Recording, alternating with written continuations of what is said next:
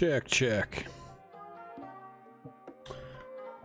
All right, what's going on? We are going to go over, as promised, a wide receiver rankings for fantasy football, auction league.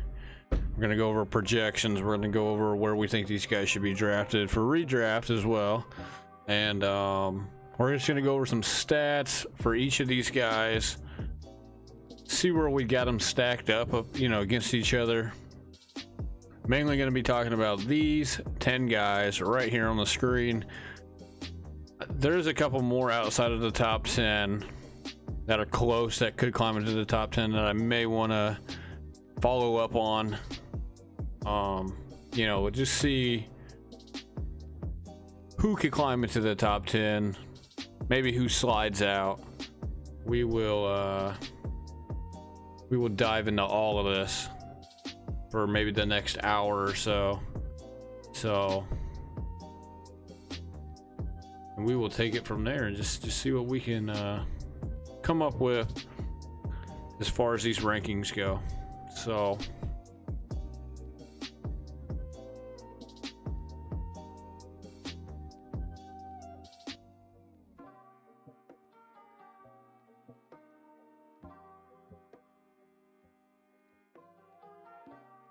all right, we are ready to go. So let's pull up this rankings list right now. Let you guys get first glimpse at it. Keep it about right there. Number 1, Justin Jefferson. Number 2, Jamar Chase. Number 3, Diggs. Number 4, Kupp. Number 5, Tyreek Hill. Number 6, CeeDee Lamb. 7, Devante Adams. 8, Jalen Waddle. 9, Garrett Wilson. And 10, to cap off the top 10, DK Metcalf. Now, let's start off with Jefferson. All right.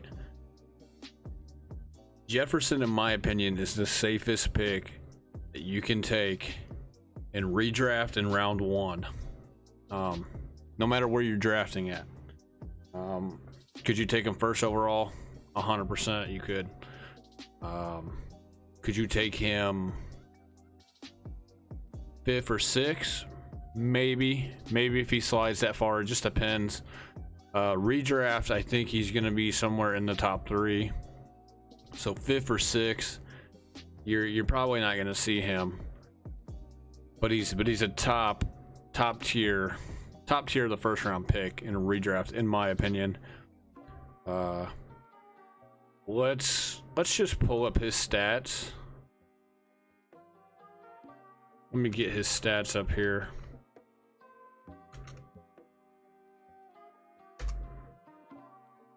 Let me pull these up here real quick. We'll just take a look. We'll go ahead and even just move them up here so we know who we're talking about here.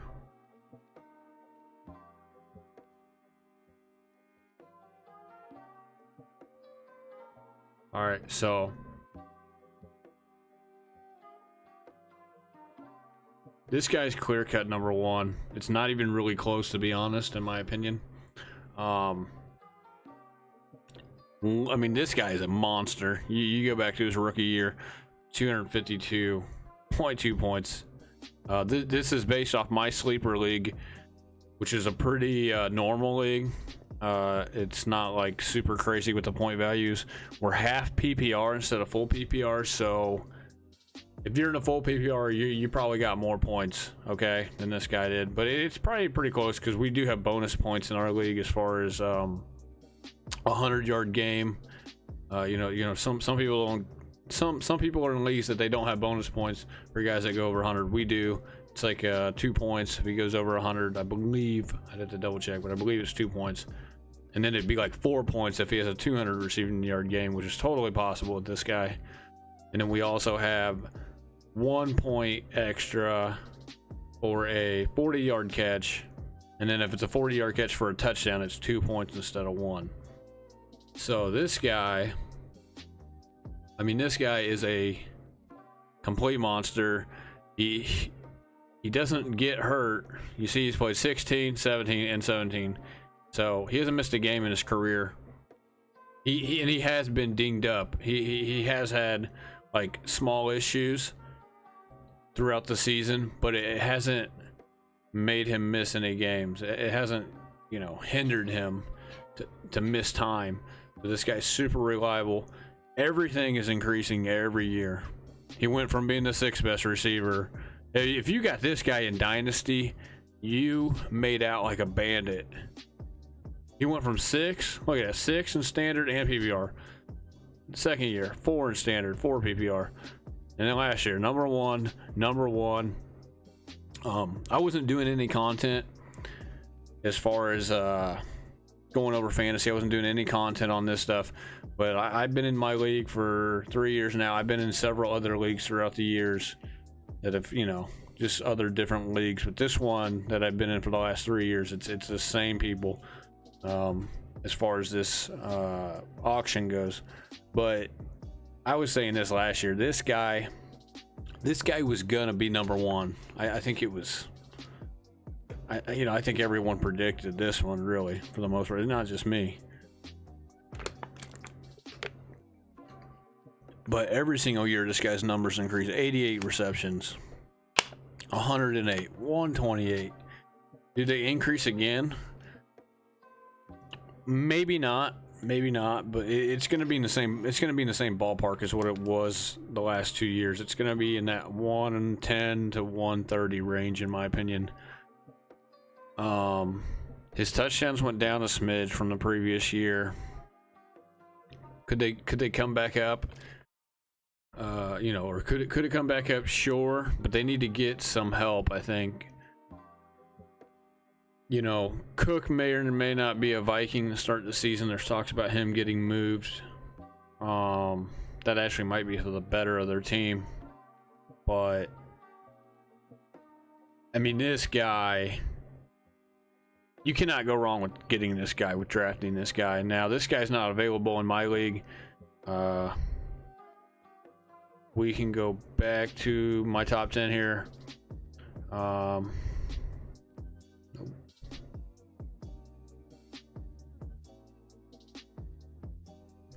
I gotta move him back down here. So you can still see Jefferson up at the top here.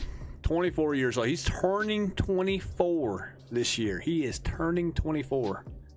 Okay, he's not 24 right now, I don't think. But he's gonna be 24 in 2023 this year. He's not gonna be 25. He's gonna be 24 this year. This is the age that he will be in 2023, which I believe is later this year. This guy has 3 years under his belt, and he's still young, and he's still on top. He's gonna be on top for years. He is Devante Adams. Like, whenever we get to Devante Adams' stats, when we get to him, you're gonna see Devante Adams' stat line. It's basically this guy, but it was back when Devante Adams was, this is like 4 or 5 years ago, back when Devante Adams was in this position. So this is, Jefferson's here to stay. So if you can get him in your league, he's not going to be cheap in an auction league. I got him going for 60. That's five more than Kupp, and pretty much 10 more than everybody else, if not more. Could you get him for a little less than $60 in some leagues? Sure, but in my league, the guy drafted him for. He drafted him for $33. Yeah, $33 2 years ago. And then he kept him for $38, and then he'll more likely keep him again for $43.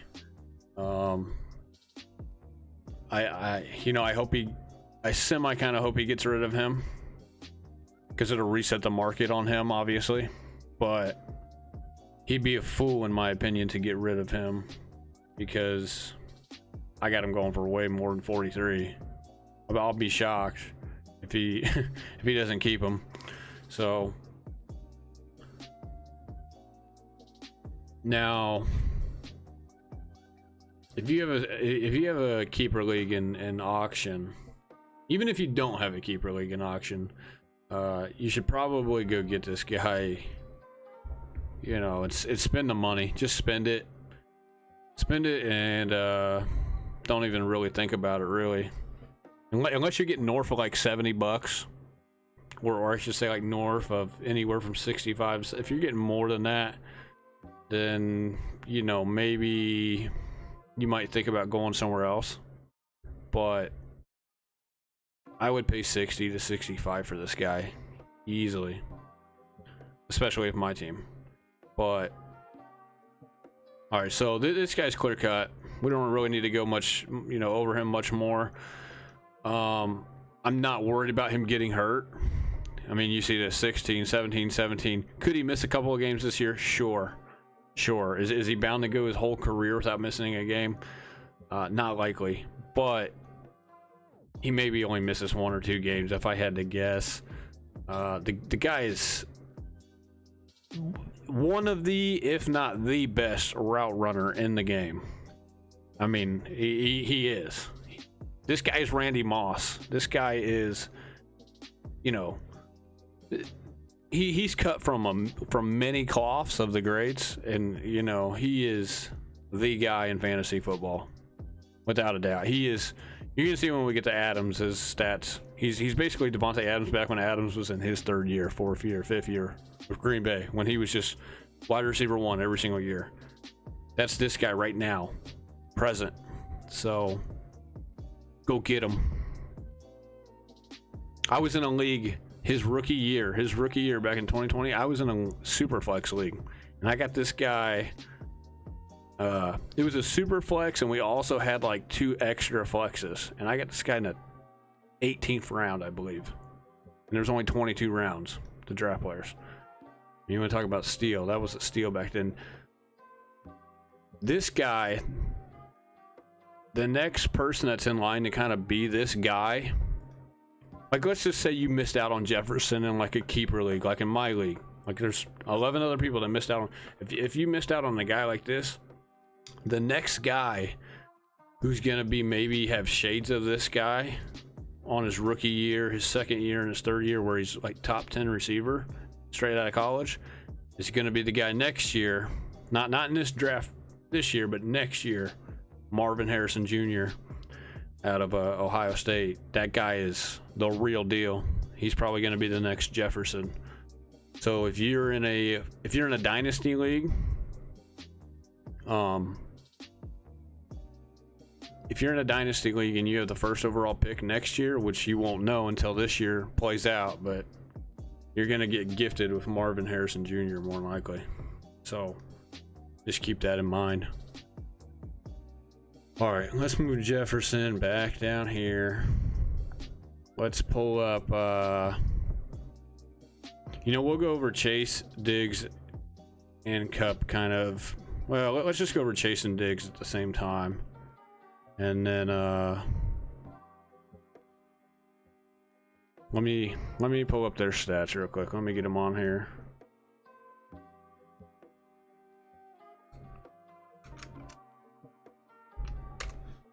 As far as Chase and Diggs go, I do have Chase above him, obviously, for a reason. He's younger. Diggs is turning 30 this year. So, I mean, that matters. That plays into this. I mean, could he have a better year than Chase? Of course. Of course he could. So this right here is Chase. We'll just go over one by one. Let's go over one by one. Is this Chase? 23 years old. He's a year younger than Jefferson. They were on the same team at LSU. Jefferson came out of college first. Remember, Chase stayed. Well, because he was a year behind. But and then Chase didn't play. He opted out of playing at LSU because of the COVID year, and so he didn't play 2020, and then he just came in 2021 straight into the NFL. Gets paired with his national championship winning quarterback, which was probably a blessing. As you can see, he had a down year. I mean, this guy, just like Jefferson, out of the gate, rookie year, top 5 PPR, top 3 in standard in our half PPR league here. Obviously, the point values are a little different if you're in full PPR, but 13 touchdowns, 9 touchdowns last year. So a little bit downgrade. But he did have more catches. Now he missed 4 games last year, and he still had more catches than he did his first year.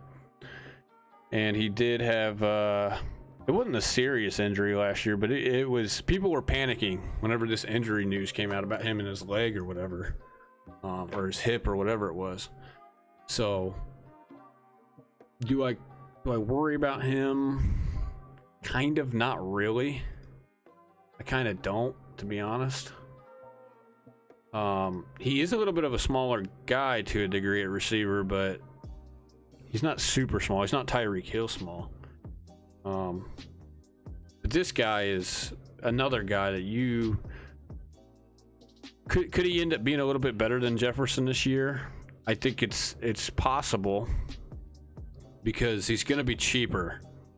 He's going to be at that $50 range. This guy's also being kept in my league, so it doesn't even matter for me, and he's being kept for way cheaper than this.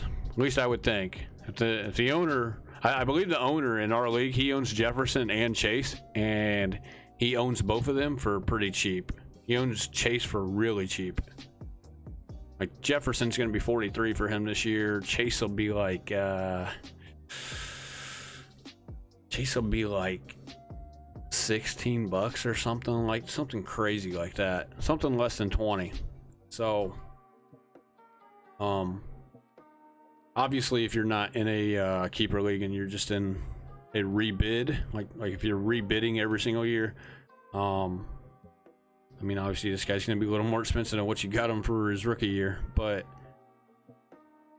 this guy, once again, you look at the age, he's in the green, he's young. This guy's safer than Kupp. He's safer than Diggs. He's safer than Hill and Adams, because you look at their ages, they're in the red. That's red for a reason, because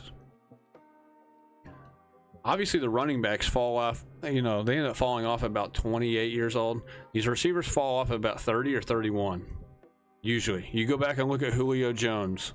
You go back and look at, what's another good example? I mean, some of these great receivers don't even make it to 30. Like, they don't even make it to 30 before they fall off.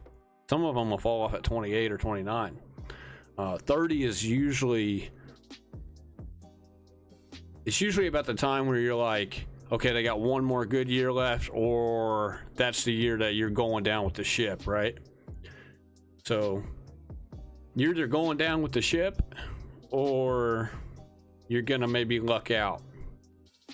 But these guys, even if you do draft Adams, Kupp, or Diggs, Hill maybe is I don't know if I would put him in the same category as these other guys, just because he's not quite 30. He's still 28 right now, and then he'll be 29 in the season. But these other guys, you're gonna have hamstring issues potentially. You're gonna have foot injuries or something crazy, or something that's not too crazy, really. Just something that's kind of annoying, and it can cause them to, like you look at Keenan Allen last year. We called Keenan Allen. Keenan Allen was like 29 last year, I believe, and then he's going to be 30 this year. But Keenan Allen, like we called that one. I called that one.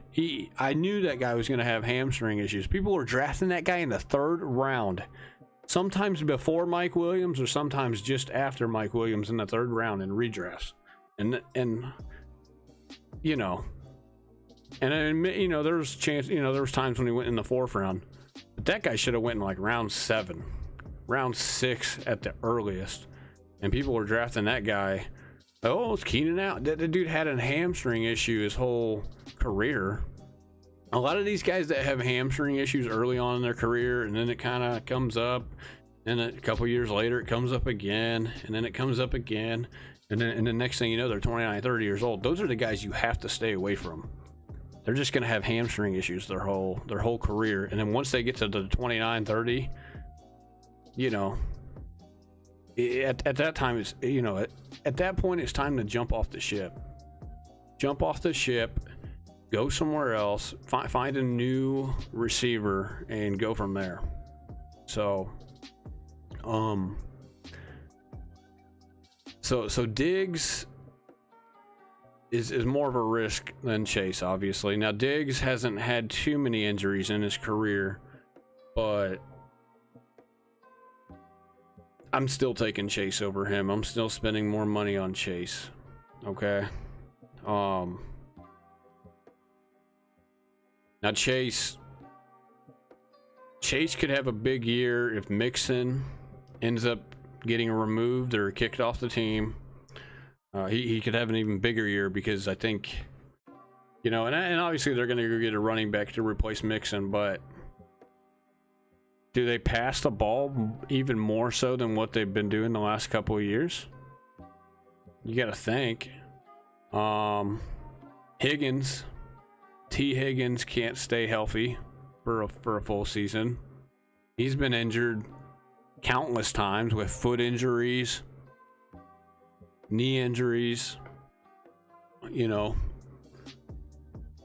this guy, if Higgins misses more time again, Tyler Boyd's getting old. Tyler Boyd's almost in this Kupp Diggs.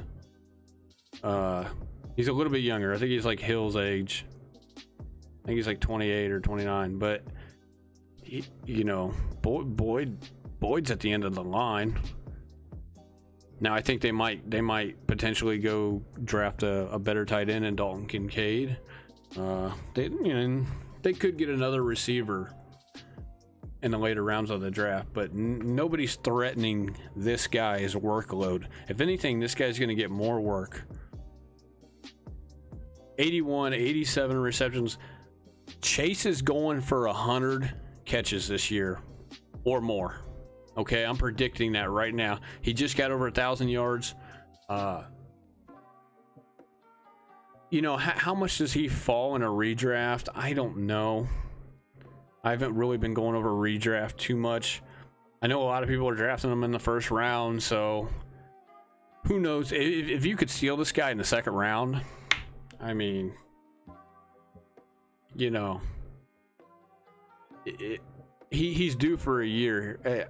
I would think he would slide a little bit, but he's not going to because he's big time after that first year. He's just so big time. He's a big name guy now. Could he go for a little less in auction? Like, could he go less than my projected 49? I think so.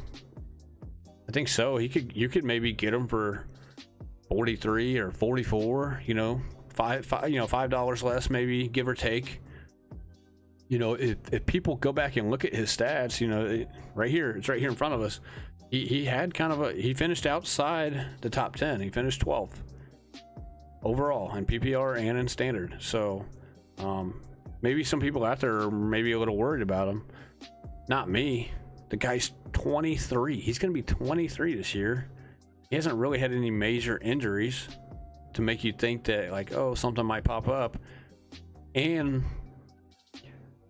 you know, everybody loves their offense. Like, oh, well, they got T. Higgins and they got Tyler Boyd and they got Joe Mixon, and I don't even think Joe Mixon will be there. But this guy's going to start to become Jefferson, where when we look back at Jefferson's stats, like Jefferson, and of course, like Jefferson, he has no competition for targets.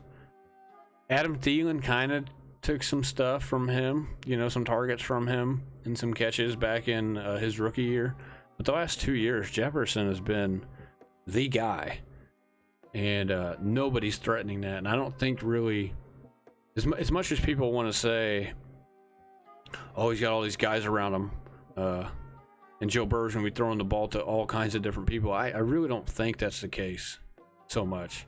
I don't think anybody's threatening this guy. This guy's going for over 100 catches this year for the first time in his career, and he's probably going for 1,500 plus, if I had to guess. And he's probably going to have double-digit touchdowns. So this guy, you could maybe steal this guy for a little less than what I think his projected value is. That people are down on him because of last year's, you know, slight drop off. You know, I say a drop off, but I mean the guy finished 5th. He finished top 5 this rookie season. I mean, come on, dude. I mean, that's crazy. That's crazy just to begin with, you know, because he was top 5 his rookie season. Not a lot of receivers are doing that. All right, moving on. Let's go. Let's bring him back down. You know, let's go Diggs and Kupp. Let's go Diggs and Kupp at the same time because these guys are like the same age. Okay. So we'll put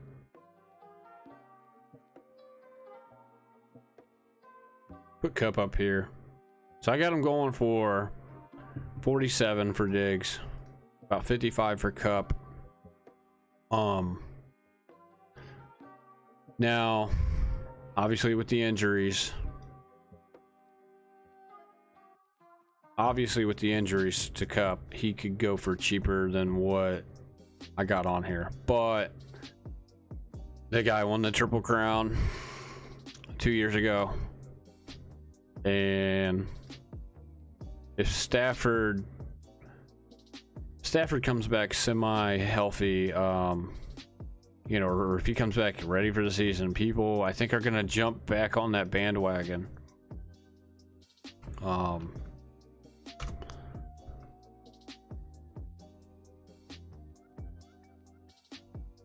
need to get rid of that. Hold on 1 second. Let me pull these guys' stats up real quick.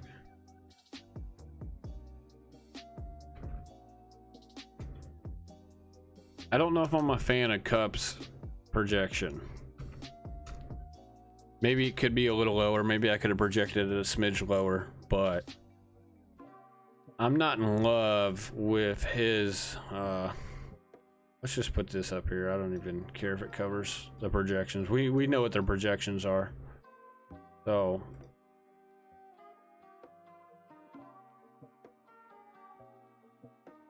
put that beside Kupp.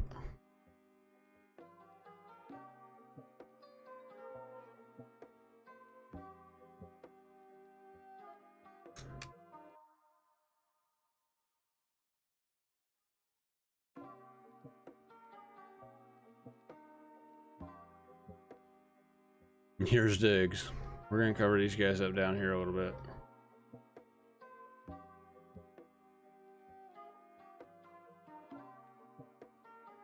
All right. Move this over just a smidge. So, I mean, these guys have some years on them, right? They have some years on them. It's pretty crazy.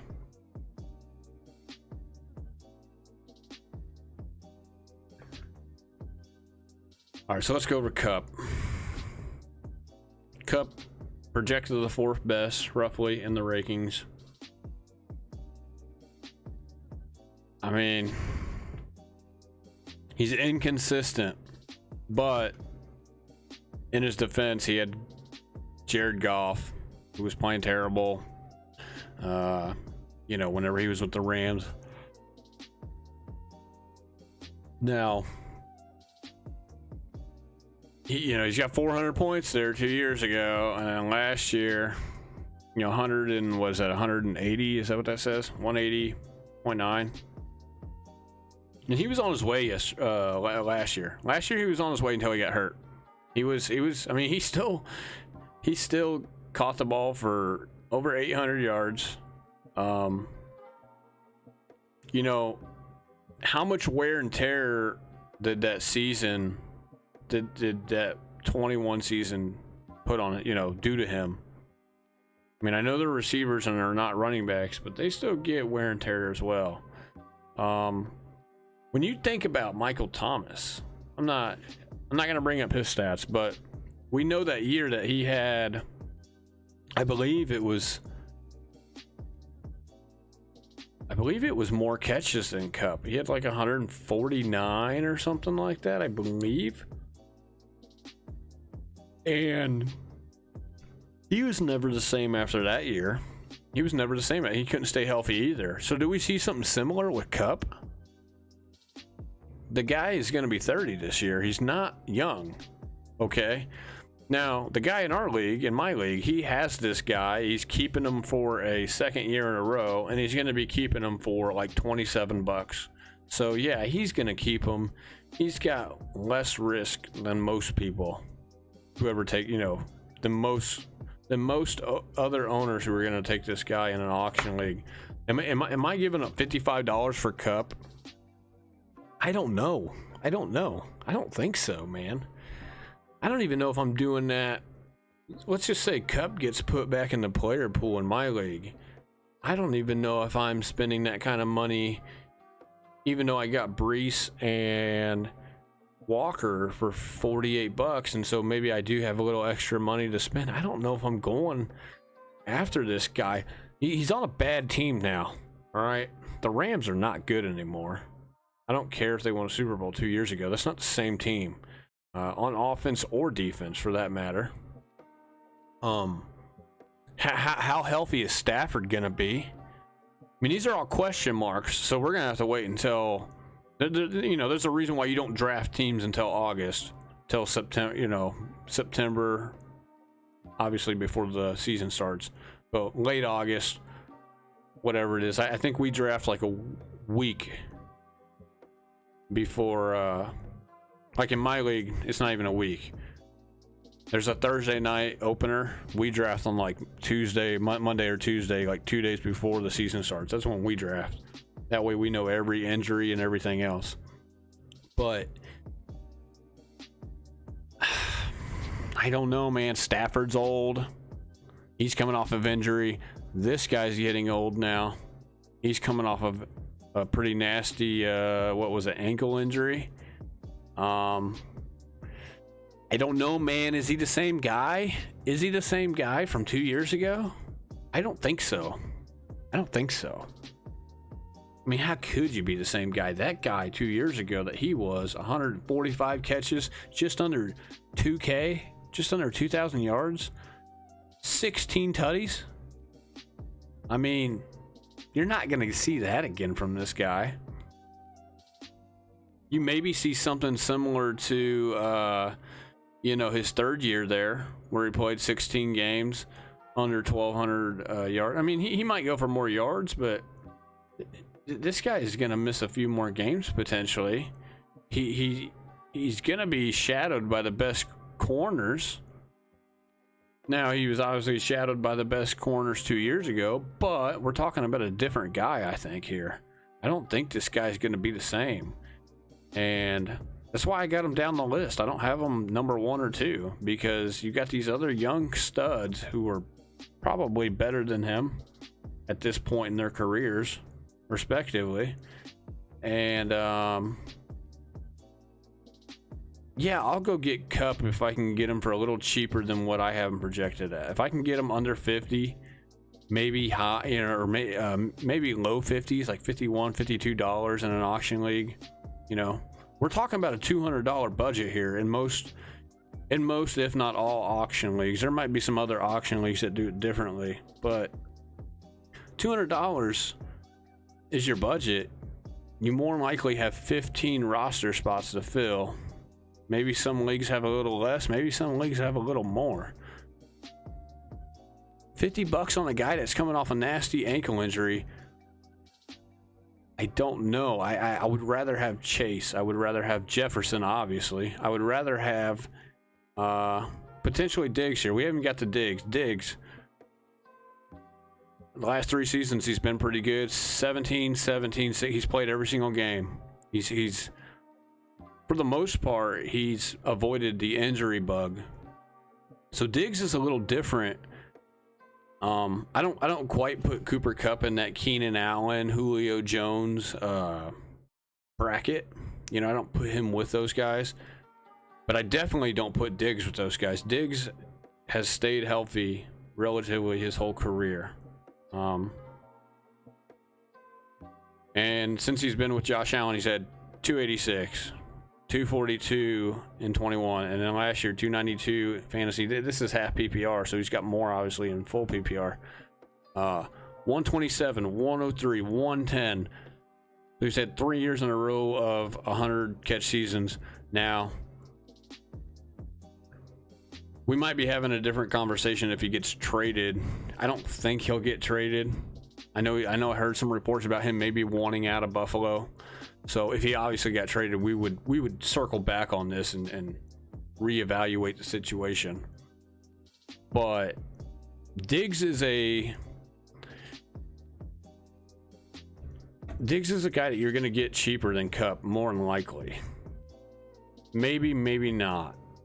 I guess it just depends on your league and what people think of these guys, really, for the most part. But a lot of people, whenever they think of Kupp, you think Kupp was on his way last year to probably having another 1,500 yard receiving season until he got hurt, and then he obviously coming off the best wide receiver season ever in fantasy, 400 points.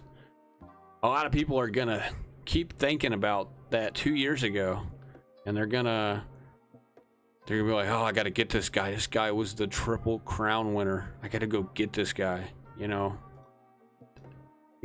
think a lot of people aren't even gonna think about last year. Like, oh, last year he got unlucky, he got hurt. He's fine, but is he the same guy? You gotta ask yourself that. If I had this guy in Dynasty, I am trying to get everything in the world for him. I'm trying to trade in, right? It's like taking a used car and just trying to get everything you can for it.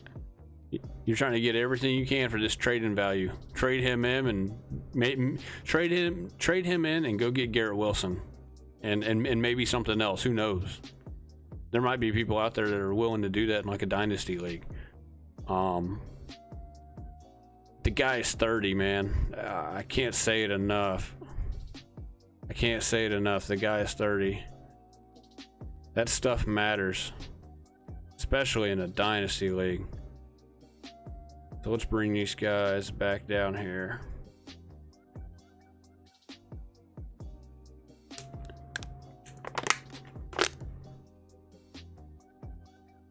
So Diggs projected about 47. He could go into the 50s, no doubt. I think last year in our league, he went for $41. The guy in our league could keep him for 46, so 5 more, right? That's our league. Does he keep him though? I don't know if he does. I hope he doesn't. I might go try to get him, obviously. But if you get Diggs for under $45, I think he's got one more good year in him compared to somebody like Adams. Okay, we'll get to Adams here in a minute. All right, let's go Tyreek Hill. Let me pull his stats up as well. I am curious to see. I kind of know what they are, but I'm curious to see what they are. The last year, whenever he had Waddle next to him. I haven't really looked at it, to be honest.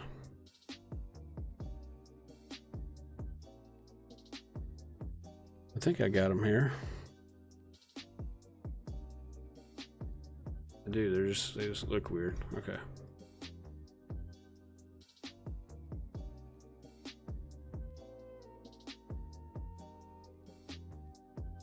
So here we go. We got Tyreek here. So last year, PPR number 2, standard number 3. He finished top 3 basically in either or.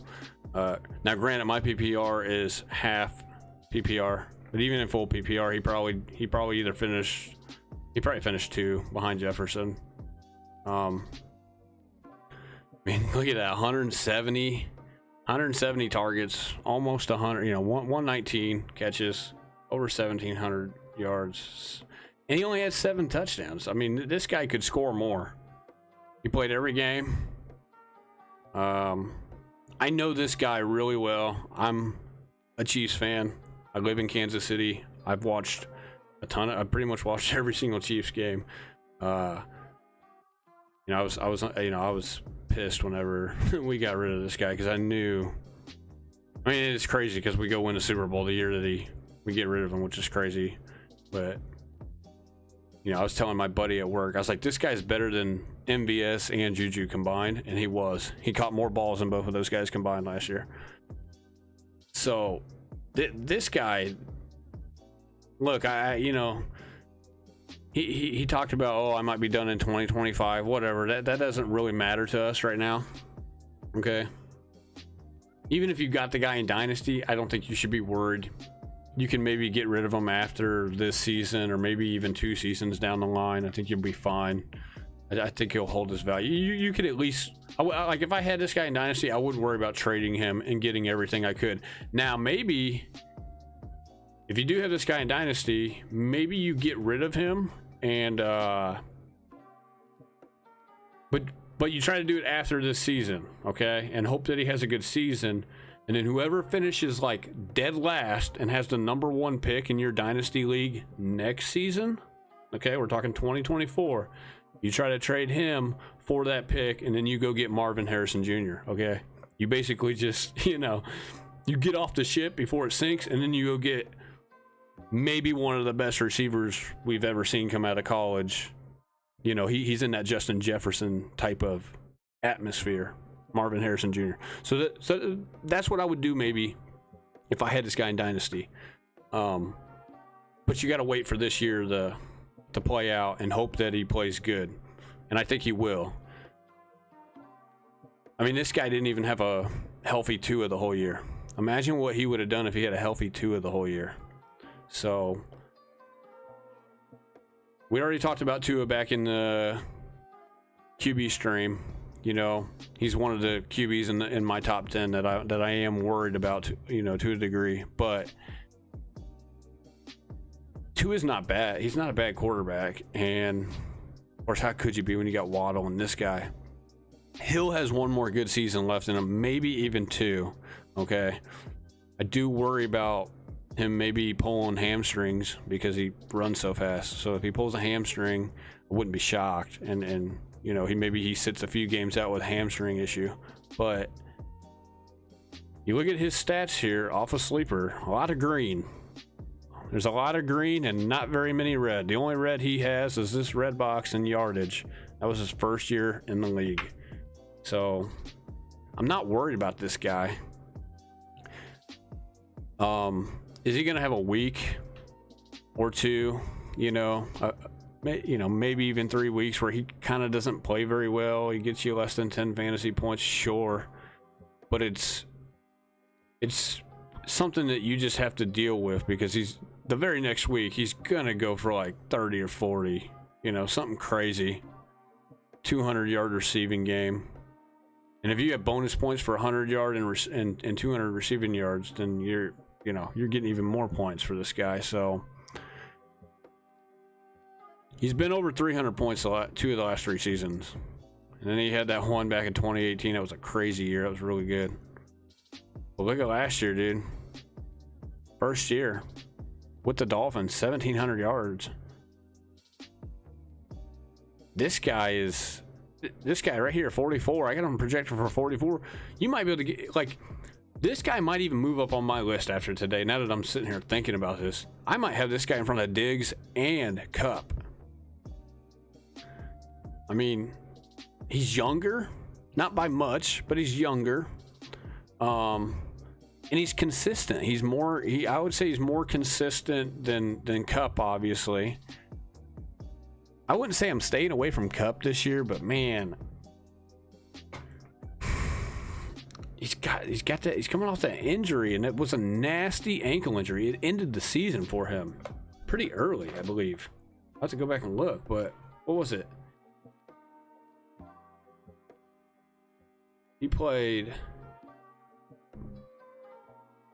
Kupp played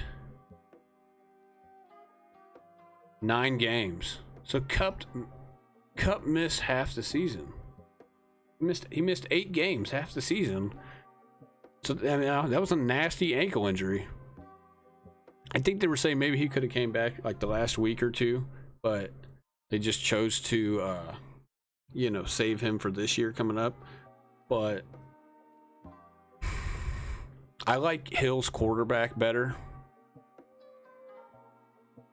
Even though obviously we know what can happen with Tua with the concussions and stuff, he's still not as old as Stafford, and we don't know if Stafford would be the same coming back from his elbow injury on his throwing arm, elbow on his throwing arm. We don't know if he's going to be the same. And they're in the Dolphins are a contender. The Rams, in my opinion, are not. So Kupp doesn't have any other receivers beside him. He's going to get doubled and tripled, whether or not, you know, teams will do that, but he should at least be getting doubled for a lot of this season coming up, because what else are they going to do? They don't have anybody else on their team that they have to cover, you know. There's no Odell there. I guess Van Jefferson will be there, but Van Jefferson, who's that guy? Does anybody know? That guy hasn't been relevant. He gets hurt a lot. So give me Hill over Kupp and Diggs if you can get some value on his pricing, like 40 or less maybe. There's a chance. I think somebody drafted him in our league for, I think he went for like 36 last year. People were skeptical of him because of you know, losing Mahomes and everything. Maybe that's not the case this year, considering the year he's coming off of. It was 1,700 yards, you know, almost 120 catches. But, you know, this guy's got at least one more good year in him, I believe, over the next 2 seasons. Whether it's this year or maybe next year, 2024. And who knows, you know, he might have a freak injury or whatever. Who knows? But this guy is just a ball magnet. I will say, the Dolphins used him very, very well last season. A lot better than I thought they were going to be. You know, I didn't think they were going to be able to scheme him as good as the Chiefs did. But they did. So, now that they did do that, you can, you know, you can draft him without having to worry about really a whole lot. And if you can get him for cheaper than Kupp and Diggs, like I said, I'm all for that. Let's move on. Let's go. All right, let's go CeeDee Lamb. And then we're going to go into Devante by himself. We're going to go into Devante Adams by himself. We're not going to do these guys at the same time, because they're different players. And they're in different stages of their career. So let's get Lamb's stats up here.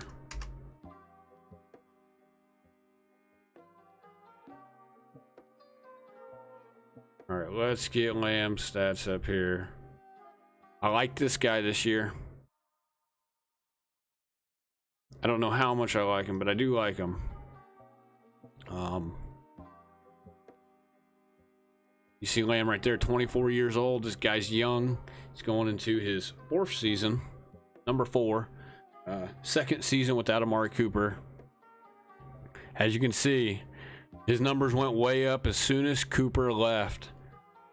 And he played every single game. He's played every single game as well his whole career. So this guy, you don't really have to worry too much about him getting injured, obviously. I think he's been nicked up. He's been kind of banged up in some of these games going into last year and even 2 years ago, but he's always played. He's always played. I mean, he went from 74, 79 receptions his first 2 years. That was because of Amari Cooper, okay? Back when Amari Cooper was in Dallas. That was all Amari Cooper. Look what happened. Amari Cooper left town, and he's got damn near 30 more targets on average. Or take that back, 30 more catches on average over the last 2 years. So, or, you know, the 2 years before last year. So, touchdowns increased. And obviously his yards increased. He went from being PPR receiver basically 22 and 19, so basically 20-ish to be in top 5. So I'm not gonna lie, I was a little down on him. Last year. I wasn't a fan. I had this guy 2 years ago. I ended up drafting him 2 years ago, and he was pretty cheap, I believe. But this guy's value is going to skyrocket compared to the last 2 years. I know that for a fact. Let me pull up Sleeper right now, and I can let you know exactly how much this guy was drafted for the first 2 years of my league, which would have been the last year Cooper was in town, and then it would have been his first year, which was last year, where he had no Amari Cooper.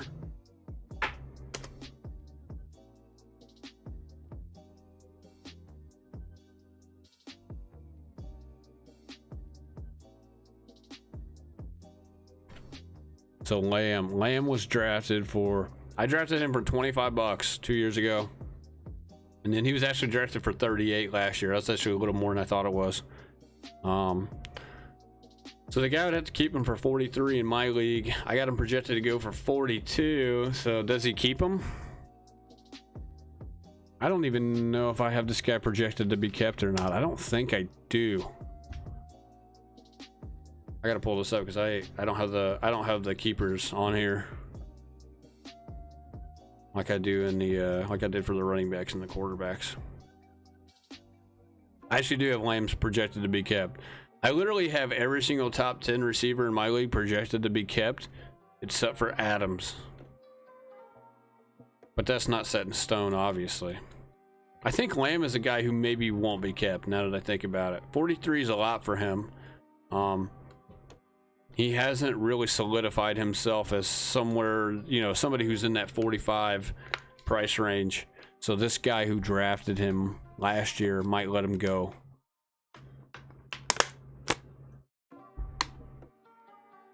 I'm kind of hoping he does. I'll probably go get him. If he's the only guy in my top 10 who's available, I'll probably try to go get him. But this guy is he's a solid number one, I think, going into this year. I do worry about Dak, because Dak is, man, Dak is just, he's not been playing well, and Kellen Moore is not the offensive coordinator anymore in Dallas either. Kellen Moore really drove that team to pass a lot. Okay, now that he's gone, you got Mike McCarthy calling plays, which is, to me, that's not really the greatest idea, but they're trying to go more run heavy, at least more run heavy than what they've been the last like year or two in Dallas. So does that affect CeeDee Lamb's numbers? Maybe a little bit, maybe, but I would be now. Here's a scenario: if Dallas trades up in the draft and they go get Bijan Robinson, I'm not drafting this guy probably, unless I get him for like cheap. Unless I'm getting him for like $30 or less, maybe like 30 to 35. If he's in the 40 range and they and they go out and draft Bijan, I'm out. I'm out completely, really. As far as that $40 price tag. Because and I'm not saying he's going to be a bad receiver, but his numbers may not level out to what he's being drafted for, if you see what I'm saying. He's going as a top 6 receiver, probably a top 8 receiver in most of everybody's projections or in their rankings. And you're going to probably, you know, if you're drafting him for 42, 43, up to $45, or even about 40 to 45, really, he's gonna have to finish top 8. I don't know if he finishes as a top 8 receiver if Bijan's in town, and with McCarthy calling plays and probably running the ball a lot. They end up running the ball more. I mean, this was a pass-heavy offense last season under Kellen Moore, and he got 156 targets, 107 catches. Maybe those go down by like 10 or 15. Maybe those go down to like slightly under 100 catches. You know what I mean? And he finished fifth and sixth, fifth in PPR, sixth in standard. He's being drafted. He's being projected at 6. So he would have to put up these type of numbers then to probably finish where you're drafting him at. So in redraft, am I drafting this guy in the first round? Hell no. I'm not. This guy's a second round pick. Second round pick, okay?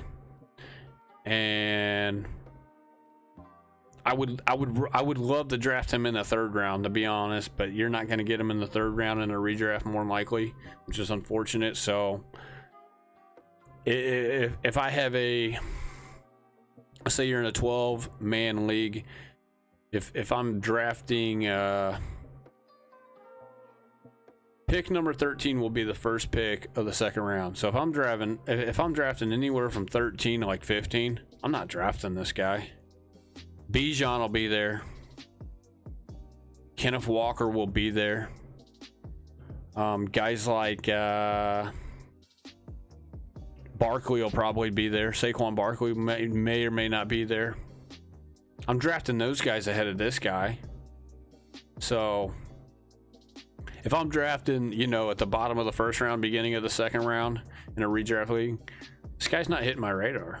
So, because one, I just don't trust the Cowboys, and I don't trust Dak Prescott either. He turns the ball over a ton. You know, and he's not Mahomes. He's not this guy. And then under this new offense, who knows how much they're throwing the ball compared to last year? Maybe they're in, and then you got to factor in if they go get Bijan, which we'll obviously know more about that here in literally 2 weeks.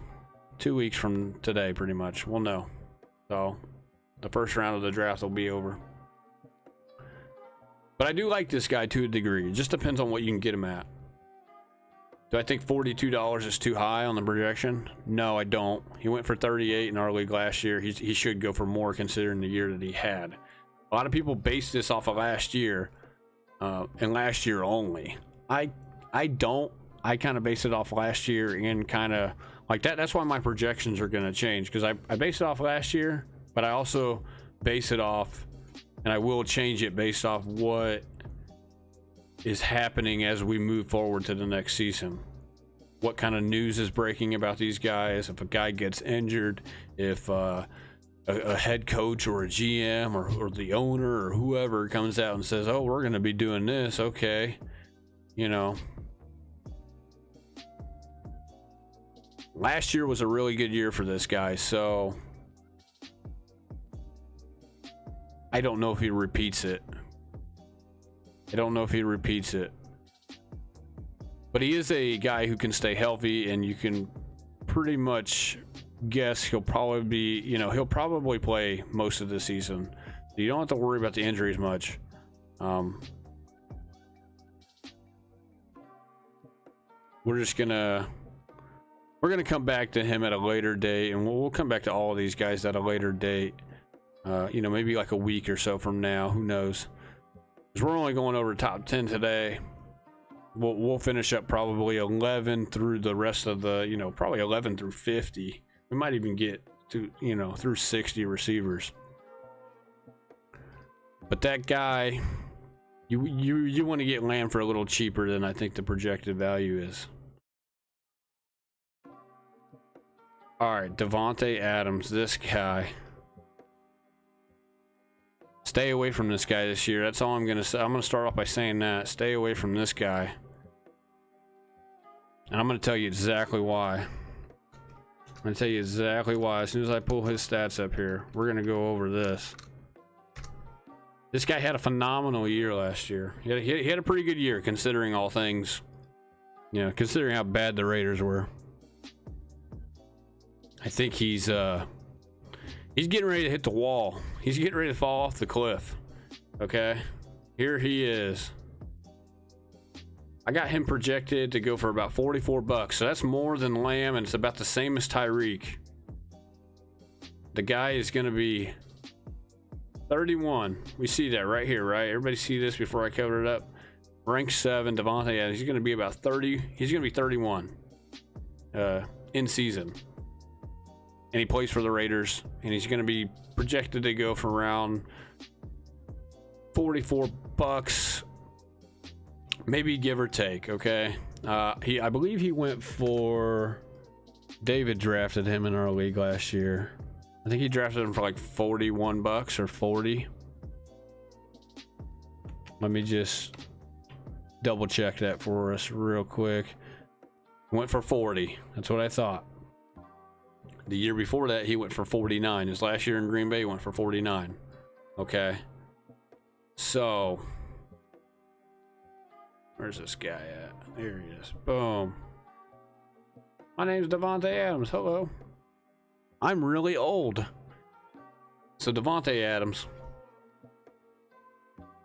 As you can see, PPR, he was ranked 3. Standard, he was 2. So him and Tyreek Hill. Hill was better in PPR. Adams was better in standard. As far as sleeper goes. So he's top 3. Right? Solidified top 3 receiver last year. You look at, I mean, obviously he's been really great over the years. I mean, especially when you just go back really the last 3 years. So not a whole lot of wear and tear from early on. 16 games, 80. So this is rookie season. He didn't play. He was sitting behind people. He didn't play a whole lot at all. There was no injury concern here, obviously. No injury concern here. He missed 3 games. Once again, second year. He was playing behind people. So maybe you could say he's a you know, even though he's turning 31, maybe you could say he's not quite in that Julio category because there's really no injury, super bad injury history here. And the first 2 seasons he was he wasn't playing. He was sitting behind people, so he didn't really get a lot of wear and tear the first 2 years in Green Bay. But this guy's still 31, and I can't solidify it enough. I mean, he's 31, and the thing that worries me the most is Jimmy G is his quarterback now. Okay, I'm not saying there's no value with Adams in an auction league. There's tons of value. Redraft is another story. There's people that are drafting this guy in the first round. I'm not doing it. I'm not doing it. Maybe if I have the 12th pick, if I have the very last pick, I might snag him. But this guy was going like, I was doing underdog fantasy drafts like a week and a half, 2 weeks ago. This guy was going like top 8. He was going 7, 8 in the first round. Listen, the thing about Jimmy G is the guy throws hospital balls. All right, these receivers, that's what they call them. They call it a hospital ball. He throws balls that'll put your receivers in the hospital because he's so inaccurate. He throws balls in places where as soon as the receiver's catching it, he's getting his head knocked off. And don't get me wrong, Devante Adams is a really good receiver, but it's more so his quarterback.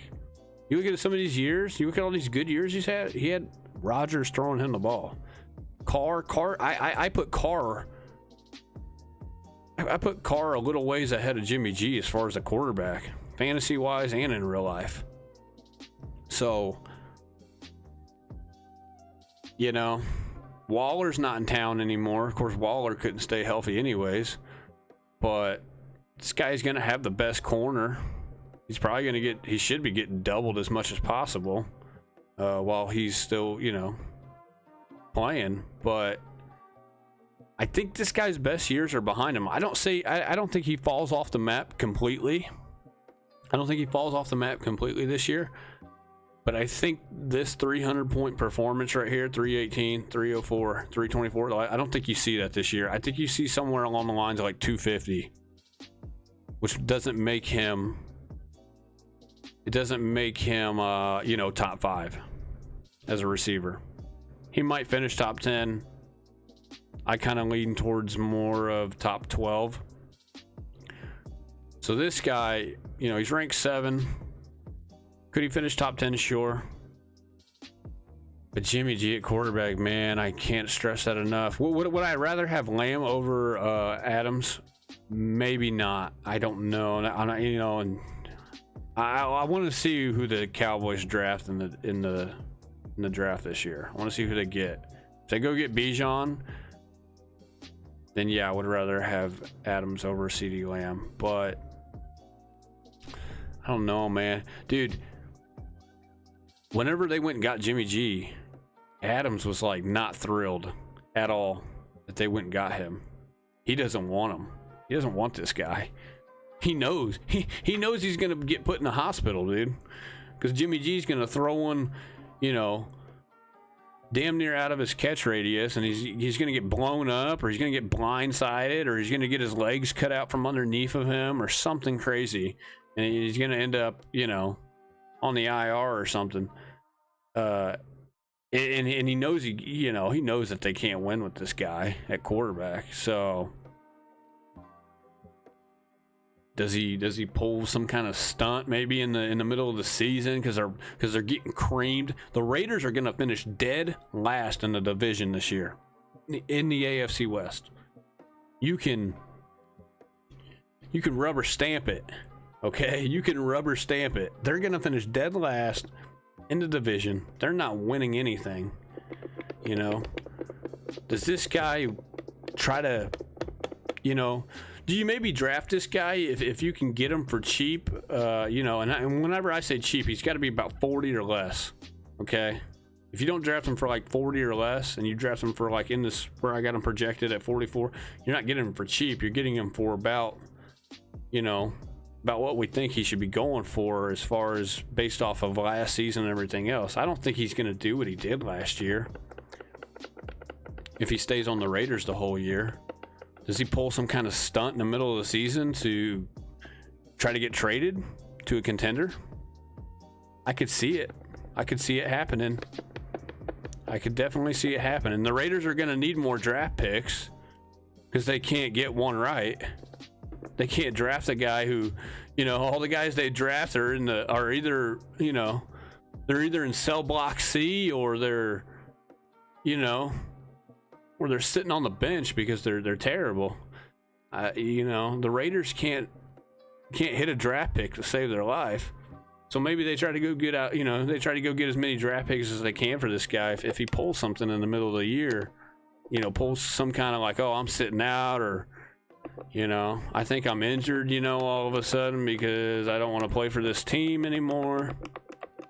My boy Rodgers isn't coming over here. We just lost Carr. We're basically in rebuild mode. We're going to get creamed by the Chiefs and the Broncos and the Chargers. So, you know, what are we doing here? I think that's Adams' mindset, or low key, going into the season. He was not thrilled about Jimmy G becoming their quarterback at all. And I don't think that's going to change. So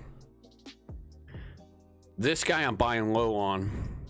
If he gets above 40, I might take you could take a gamble on this guy. I do think he has one good year left, but does it get, you know, does it get blown up by maybe him becoming unhappy with the team? And then maybe they can't get a trade for him. You know? This guy has like one more good year left in him, potentially, and that's about it. The guy is going to be 31, okay? His best years are by far probably behind him, in all honesty. You look at Julio. Julio fell off at like 30, 31, you know? A lot of these, and I put Julio as far as talent-wise and, you know, kind of similar guys who were good receivers, top 5 in fantasy for, you know, especially for, you know, you look at Adams, 1, 2, 3, you know. I don't know if he was quite as good as Julio. I have to go back and look at Julio's stats, but I just, I don't know, man. He's barely in the top 10 for me, really, to be honest, even though I got him at 7. It's all because of his quarterback, too. It's all because of his quarterback for the most part. If it wasn't Jimmy G at quarterback, I would have a different opinion and a different take on this, but I can't stress it enough, dude. Jimmy G, he throws hospital balls. Throwing balls that put guys in the hospital.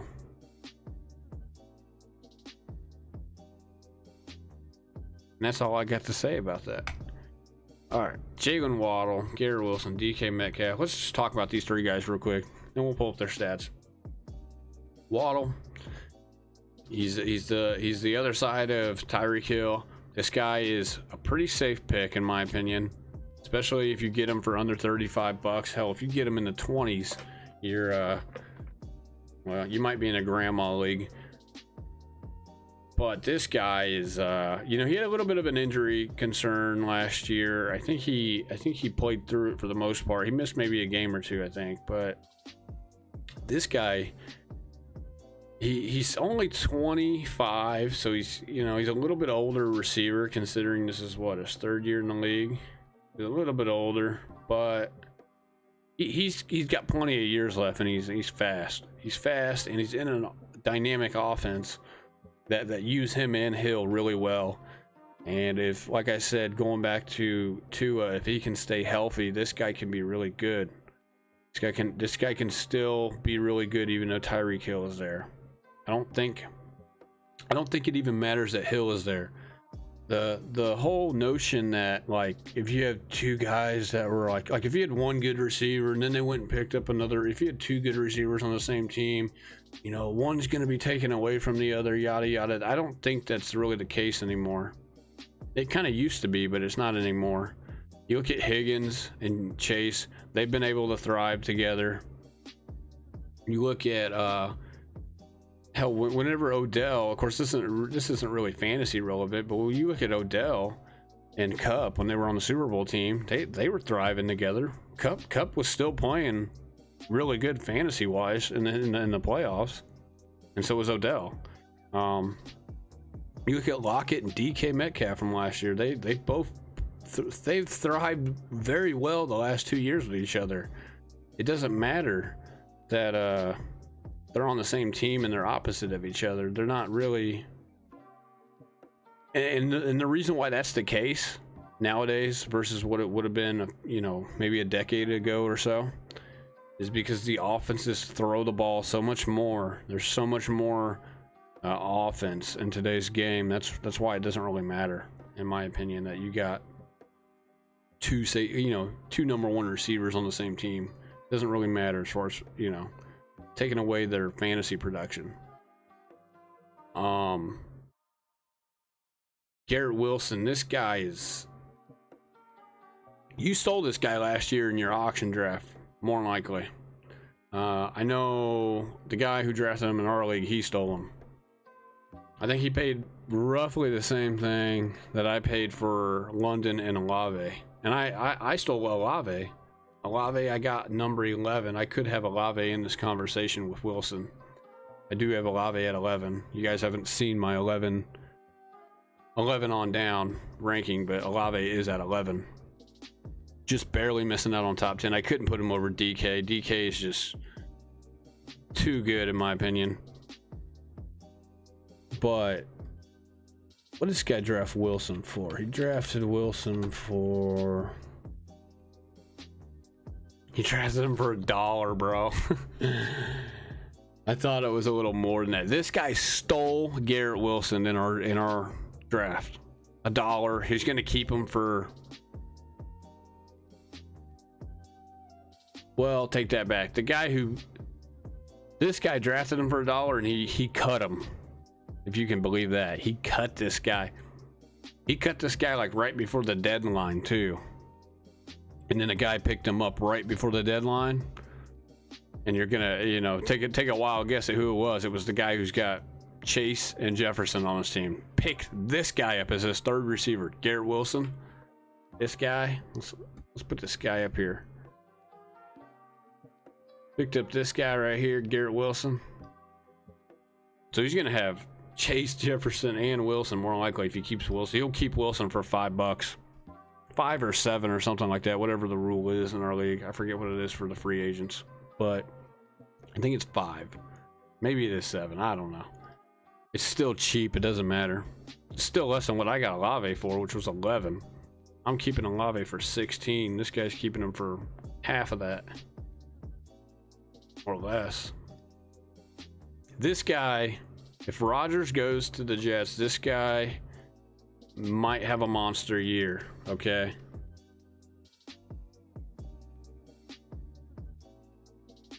I mean, this guy had a phenomenal rookie season. And had no quarterback for the most part. Had no quarterback.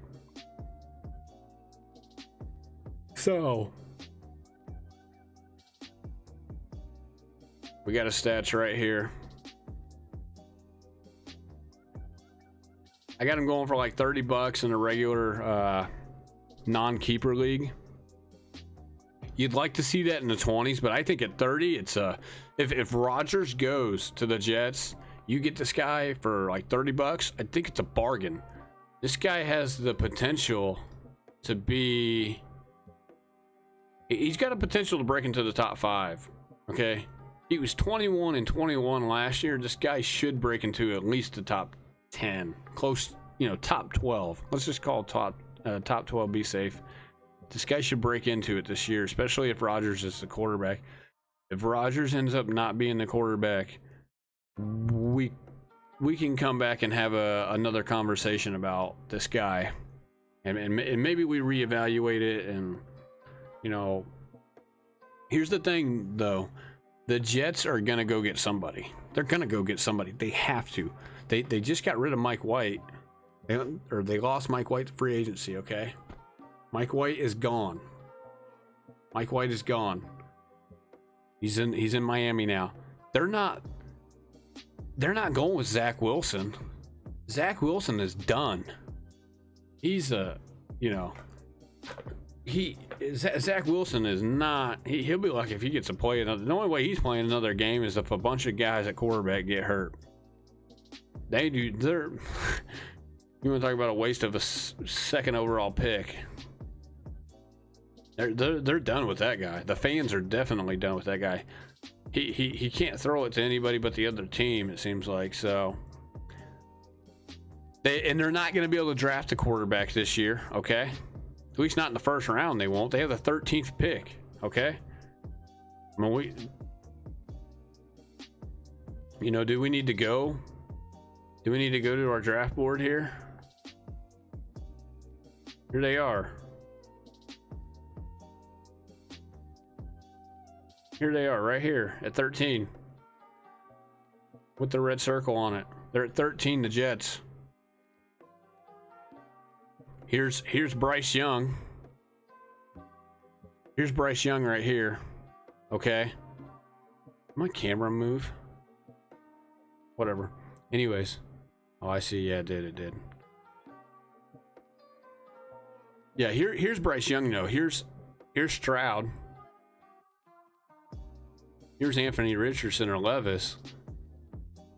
And I'm guessing, I seen Kuiper's, I put up Kuiper's mock 4.0 the other day.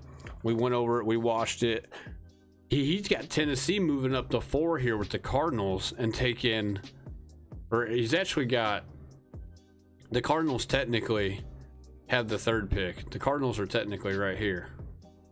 Okay. If you haven't seen it, Kuiper's got the Titans. He's got the Cardinals moving to 11, and he's got the Titans moving to 3. Okay. And he's got the Titans taking Richardson. He's got the Titans taking Richardson, and then he's got the Colts taking Will Levis.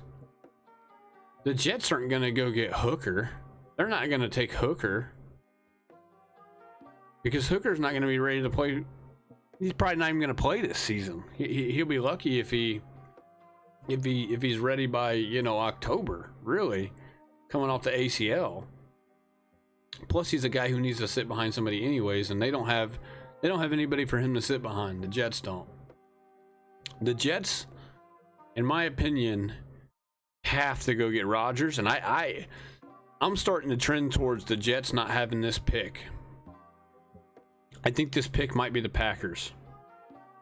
Now maybe it's not. Maybe it's not. Okay. Hold on, let me fix this webcam. This is driving me nuts. This is driving me nuts. All right. Okay. So here's my scenario on this. Okay, and we'll get back to Garrett Wilson here in a second, but we got to go over his quarterback situation first. Okay. Let me get a drink of water. All right, Garrett Wilson in his quarterback situation. This is what I see happening. The Packers and the Jets, they haven't come to an agreement. They can't come to an agreement. My guess is the Packers are asking for too much, would be my guess. They're asking too much for a 40-year-old quarterback. But at the same time, maybe they're not. How many years does Rodgers have left? A lot of people are like, well, he's not Brady.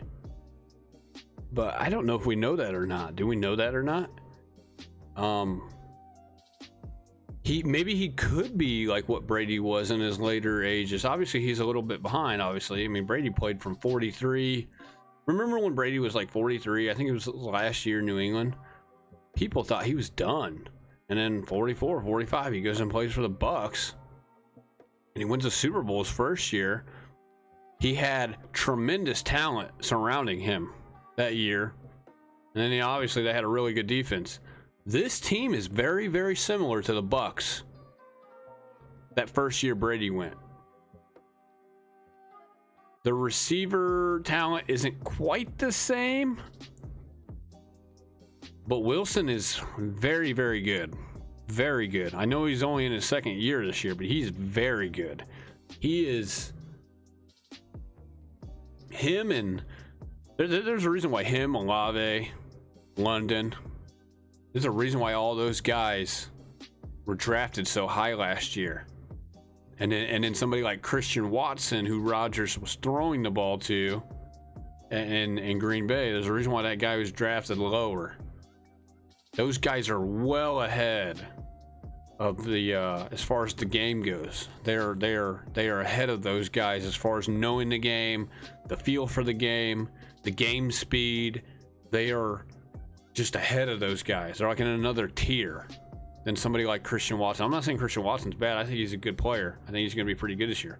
But he's another guy. He's a guy in a different category compared to Watson, in my opinion. He may not run quite as fast, but that doesn't matter.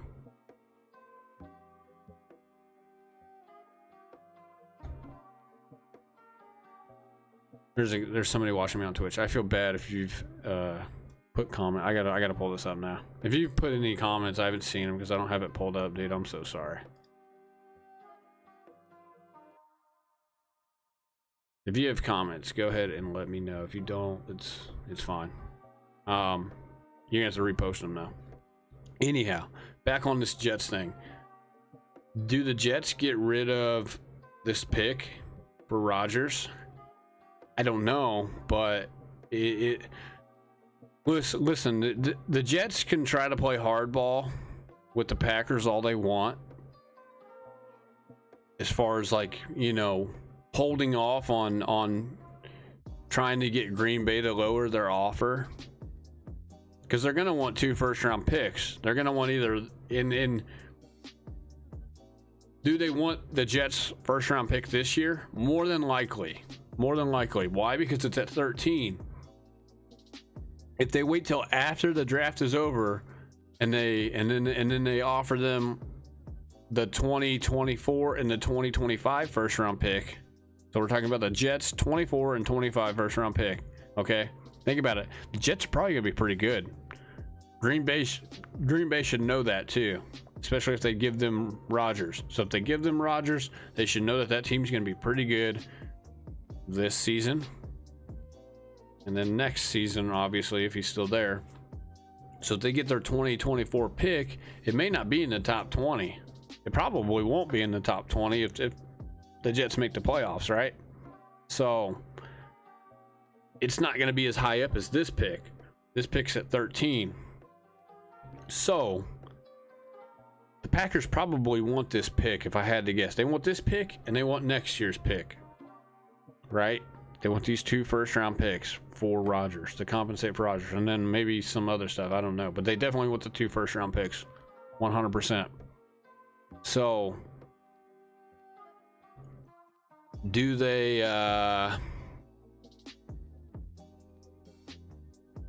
give in and give them this pick? I think they ultimately do. If you see this pick, like just say you're watching the draft, all right, and you see like Arizona or whoever's got 11 is on the clock, and then you see the Jets here, and you see like the Jets just disappear, like the Jets aren't in 13 no more. They just got Aaron Rodgers. That's what just happened. Okay, I could see it happening on draft night too, because if the Jets the Jets could only play hardball for so long, I think. I mean, I know there's a lot of other people who think the Packers can only play hardball for so long, but I think the Jets can only wait out on getting a quarterback for so long, because, dude, they're the most desperate team. They're the most desperate team in this situation. They have a championship caliber roster on both sides of the ball. They're only missing a quarterback. That's what they're missing, is a quarterback. They need a quarterback to get them over the top. There's only going to be Lamar and Rodgers out there. Lamar's going to wait till after the draft, if he's smart, before he even makes any kind of decision, okay? He's going to wait till after the draft before he either makes a decision or goes out and invests his options after the draft, because he's going to know what his options are definitely after the draft. The only person I could see, the only team I could see Lamar going to, if it's like during the draft, would be this team right here.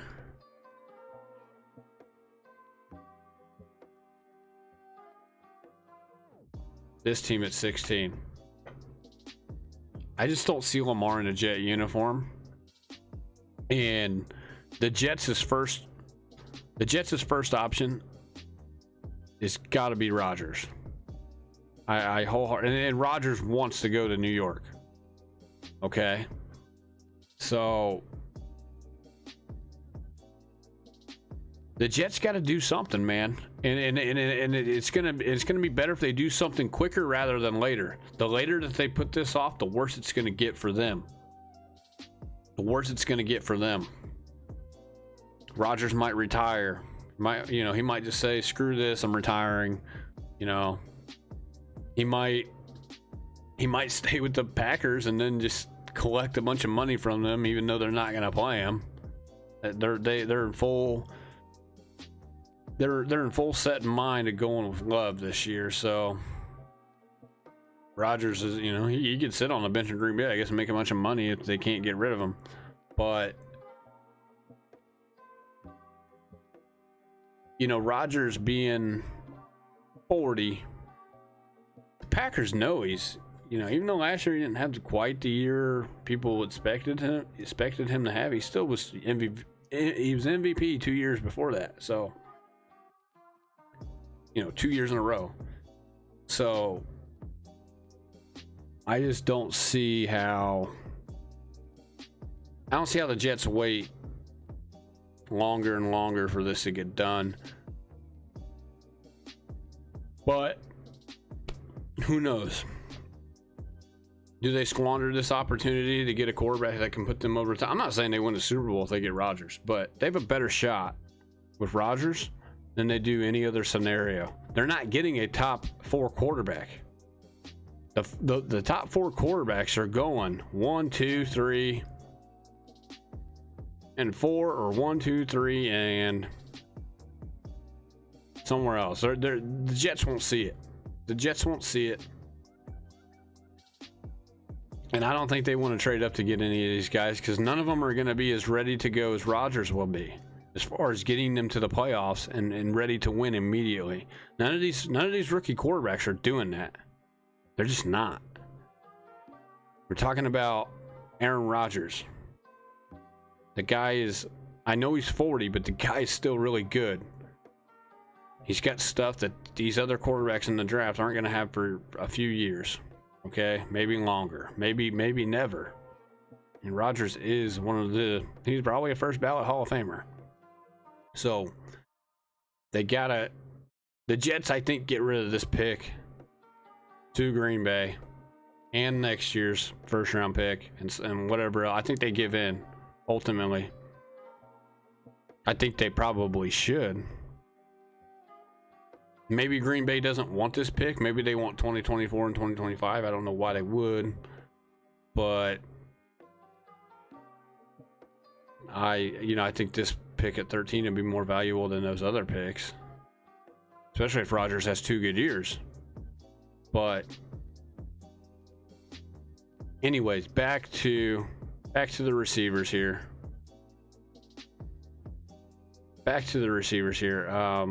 Garrett Wilson, 21. Like, he had 83 catches last year, 1,100 yards, 4 touchdowns, which is nothing to brag about. But this guy, he gets Rodgers, man. This guy, he's taking off on a rocket ship. He's going wherever he wants to go in outer space. And he's clear-cut number 1 guy. I don't care if Allen Lazard is there, his Rodgers' former teammate. I don't care if they got McCole Hardman. Those guys aren't as good as this guy as a receiver. Hardman's probably faster. He runs a 40 faster than he does. Lazard might be a little bit taller, a bigger receiver. But this guy has a better skill set than both of those guys, and it's really not even close in my opinion. And Rodgers is going to be looking for this guy every chance he gets. We know what Allen Lazard is. I mean, whenever Devante Adams was with the Packers, Lazard couldn't even get open. So Rodgers didn't even want to look his way. This would be the same way. He gets Wilson.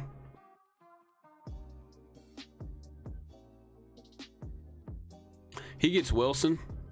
He's not even going to be looking for Lazard, dude. He won't be looking for McCole Hardman after he drops a couple balls like he did in Kansas City all the time. As soon as Rodgers throws it to Hardman a few times and he watches him drop perfect passes, he'll be like, I'm done throwing it to that guy. Guess I'm going back to Wilson for the rest of the game. That's what's going to happen. This guy, it's going to suck. This guy right now in underdog fantasy, he's going in the second round, but this guy would be going in the first round. And a lot of these redrafts and stuff, if Rodgers ends up becoming a Jet, in my opinion,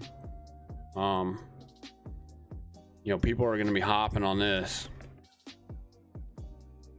And I think Rodgers, like, well, what if he goes to the Jets and he plays bad and then Wilson plays bad? I don't think that happens, dude. I think Rodgers, he's going to be just like Brady in a sense where he wants to prove people wrong.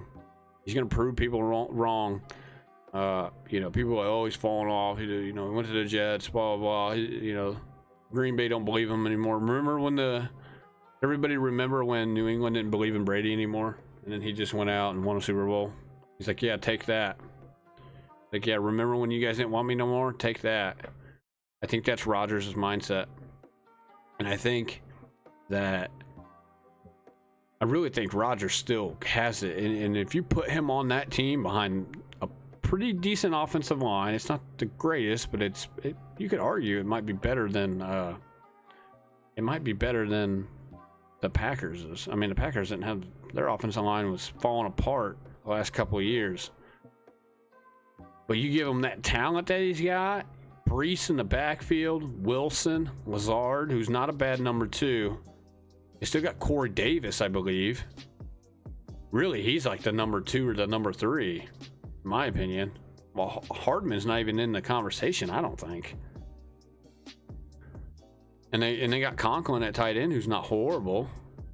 I think he's better than what Rodgers had in Tunyon. Obviously, Conklin's just a mystery if he can maybe stay healthy or not. But I like Garrett Wilson this year if Rodgers is in New York. If not, we'll circle back and come back to this at a later date, but for now, give me Garrett Wilson and give me him for cheap.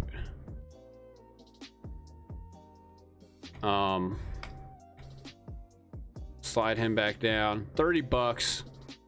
That's not bad. I would like to get him for a little bit less. This guy in our league, like I said, he's keeping him for pennies on the dollar, dude. Pennies on the dollar in our league. He's keeping him for $5 or $7, whatever it is. I forget what it is for free agents. I think it's like 7 or whatever. But pennies on the dollar, dude. For this guy. But 30 is a fair price, I think. I think you could see it rise to that 35 range if Rodgers goes to New York. You know, say he goes to New York before the summer or during the draft even. Every single redraft you do, the guy's going to move probably, you know, bottom of the first round, definitely the top of the second round. And then in terms of auction, because I want to go specifically over auction and all these streams I'm doing. In auction, Garrett Wilson with Rodgers at quarterback, he becomes a quarterback. You know, he's going to rise a little bit to the Jalen Waddle range here, 34, 35, maybe even up towards 40 a little bit. But Garrett Wilson at 35 and under, I like him. Because I think with Rodgers, 35 and under, you're getting him cheaper for Adams. I like him better than Adams at that point. Remember, Adams has Jimmy G, the guy that throws hospital balls. Okay,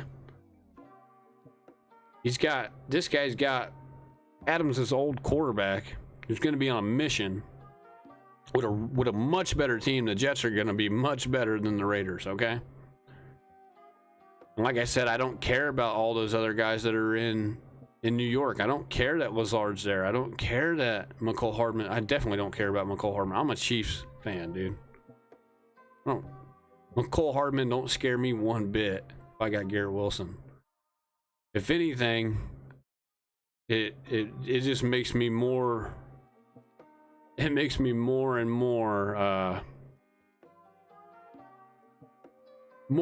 happy that he's there, just because I know Rodgers is going to throw him 1 or 2 balls. He's going to drop one, and Rodgers will be like, I ain't looking that guy's way the rest of the game. Maybe the rest of the season, you know? This guy can't catch the ball. Anyways. All right, let's go to DK. DK.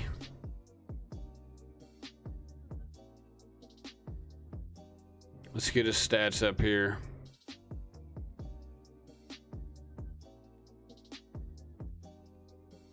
Actually, before we go DK, let's pull Jalen Waddle's stats. I didn't pull Waddle's stats up, did I? I apologize.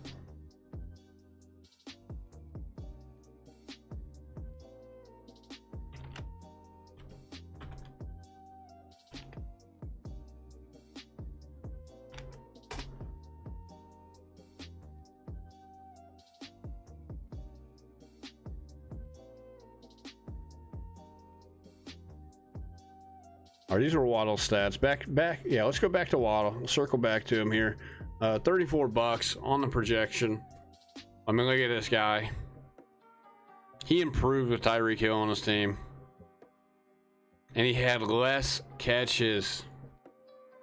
They stopped using him in the return game. No returns compared to 2021. The guy... did he play all 17 games? That's crazy that he played all 17 games. He was hurt in some of these games last year that he missed. Or I shouldn't say he missed, but he had come out, was banged up. Yeah, he had a couple of weeks where he just, you know, he kind of fell off the map. But he came back and redeemed himself for the most part throughout the whole year. Finished top 10. That's why he's in the top 10. He's 8th ranked. Finished 8. PPR 7 in standard. This guy's volume might increase, dude, from last year is what's crazy. Obviously he had 104 catches, but less yards. Then he went for less receptions, more yards. you might be able to credit that to Tyreek Hill. Okay. Tyreek Hill is getting this guy open is what that means. He's getting this guy open for chunk yard plays. That's what that means. Okay. This guy's young. He's only 25. I think Waddle could honestly maybe have a bigger year than Hill this year. If not this year, maybe definitely 2024. Man, I'm telling you, because after last season, I think more teams are going to be prioritizing Hill a little more than probably what they should have been doing, last year. Waddle, it's weird because he had a sneaky season. It seemed like he had a quiet season, but he didn't. It seemed kind of sneaky quiet, like a sneaky quiet top 10 in fantasy production year at receiver. To me, it seemed like that. But this guy could be going for 1,500 yards this season. Maybe even a few more, double-digit scores we're talking. If Tua can stay healthy. Receptions could increase a little bit. They're not going to get too much. I don't think they get really over 100. Maybe in the 90s would sound about right, like low 90s. You gotta think Hill's still going to be catching a lot of balls, so that's why his receptions dropped off for the most part. He's got Hill in town, but he's being more effective with his catches because of Hill, because Hill's drawing so much attention. I mean, you got two of the fastest guys in the league at receiver. Just scary, and they were scary last year. And I don't really think Waddle reached his full potential last year, and the guy's only going to be getting better. And if Tua can stay healthy, if Tua could play 15 games, like a solid 15 games, or if not the whole season, this guy's on the rocket ship, dude. He's on the rocket ship that's going straight up to outer space. So I like Waddle this year, and he's in that Garrett Wilson conversation as far as they're young. A lot of people are going to have them projected for lower than like Hill and Lamb and Kupp and Diggs. I kind of like this guy more at his value than say somebody like Diggs and Kupp, to be honest, this year. The guy in our league, I mean, this is for you guys because I'm not getting this guy. This guy's being kept in my league. Waddle's being kept for pretty cheap in my league. Well, Waddle's being kept for $14 in our league, dude. He got drafted for $4 his rookie year. I mean, and then he got kept for $9 last year. Now he's getting kept for $14 this year. If he doesn't get kept, David, if you're watching this, you're a fool. I'm going to say it out loud. You're a fool. But I know you're going to keep him because that's what I would do. I think that's what a lot of our viewers would do, or people that watch this and they see this content. If they knew they could keep Waddle for $14 in an auction league, they're taking it and they're running for the hills, right? So yeah, just under 200 points his rookie year, and then almost about 250 last year. This guy may or may not get you 300 points in say like a half PPR league like ours. He may not get you 300, but I think he'll get you into that like 270 to 290 range. And if he gets you into that 270 to 290 range in a half PPR league like ours, that is going to get you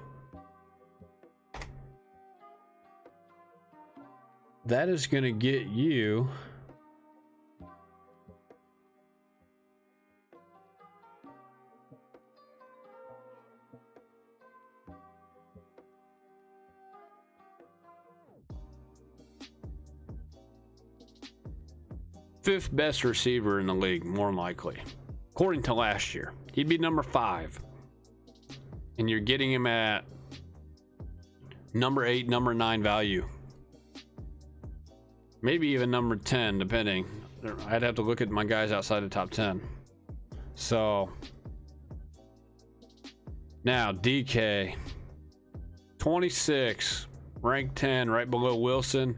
This guy could be a little higher, especially at his value. I don't know if I have this guy being kept or not. I do have this guy being kept.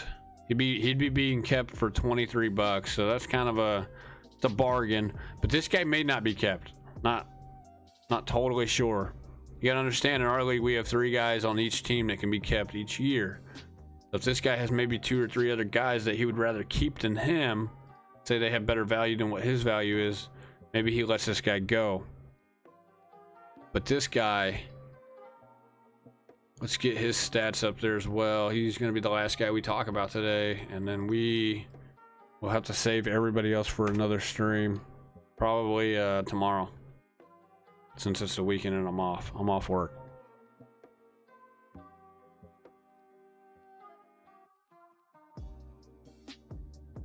Let's get this guy's stats up here real quick. I like this guy a lot as well. Okay.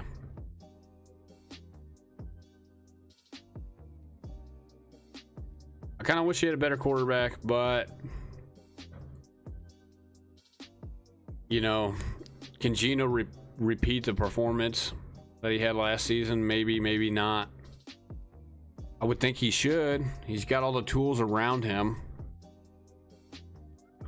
But this guy, you know, he had that really good year, his second year, and then he's kind of declined a little bit. This is why this guy, I think, in my opinion, you could get some value out of somebody like DK because of this. This has kind of helped. If you're a DK, a potential DK owner, this, especially in a redraft, or I should call it a rebid auction, where you're rebidding on every single player. This guy is a guy you can get out there. I know I got him projected to go like 35 and a little higher than maybe most people would expect, but a lot of it plays into that last game in the playoffs that he had, where he just went berserk. He went crazy against the Niners. This guy's gonna have a bounce back year. Bounce back to similarly to the second year of his career, where he's got, see, 249 down here, 250 fantasy point season. This is half PPR, by the way. He finished 7 and 5, 7 in PPR, 5 in standard that year. This is, and I don't even really care about standard. I care about PPR. But, you know, 14, 16. So he's hovering in that 15. He's hovering in that top 15 range. This is the year where he breaks into the top 10 or on the cusp of top 10. Okay. And Lockett's getting a little older. Maybe they draft a receiver in the draft, which I think actually could help him to a degree, if that receiver's good enough. You know, I like Geno a little bit. I definitely like him better than some of these other quarterbacks. Like, I like him better than Jimmy G, obviously, you know. So could I be higher on DK than Adams? Potentially. You know, potentially as the season gets closer. It just really depends on the value that you get for DK. If you can get him in the 20s, in the $25 range, around there, I love DK this year. 35 is pushing it for me a little bit in a rebid league. Now in my league, what would I take him for? 30 to 33 bucks? Absolutely. Maybe even 35. It just depends on what unfolds during the draft and who I miss out on. You got to keep in mind, though, I have 2 running backs. I have 2 top 5 running backs for less than $50 combined. So I have extra money to go get a receiver and take a gamble on one that's a semi. He's semi kind of big time. He's not big time. He's not in that Jefferson, Chase, Tyreek Hill, Devante Adams, Cooper Kupp category yet. But this guy's a freak of nature. He's a freak athlete. He's almost everything you want in a receiver. Quarterback's kind of been holding him back a little bit. Russ wasn't really the same quarterback when he had eventually, you know, I mean, he did have that one decent year with Russ, but Geno didn't play very good whenever he came in for Russ in 21. And then Geno, you know, I wouldn't say Geno played bad and wasn't throwing him the ball. You see this number right here, 1048 receiving yards, 967. He gets in the 1300 yard range this year, I believe. Okay, he's not going to go for something crazy, I don't think. But I can see 12 to 1300 yards this year. And this number right here, the touchdowns, he only had 6. That's why he's under 200 points right here. It's touchdowns. This guy's going to get double-digit touchdowns this year. I'm calling that right now. He's getting 9, 10 at least. 9 to 10 at least, okay? And it could be more. It could be more. How much do they target this guy in the red zone is you know, the key factor, and it's got to be more than what they've been doing lately because the guy is huge. The guy is a 6'4" monster at like, the guy is 6'4", 235. He's built like Calvin Johnson, basically, dude. So they got to start targeting this guy a little more.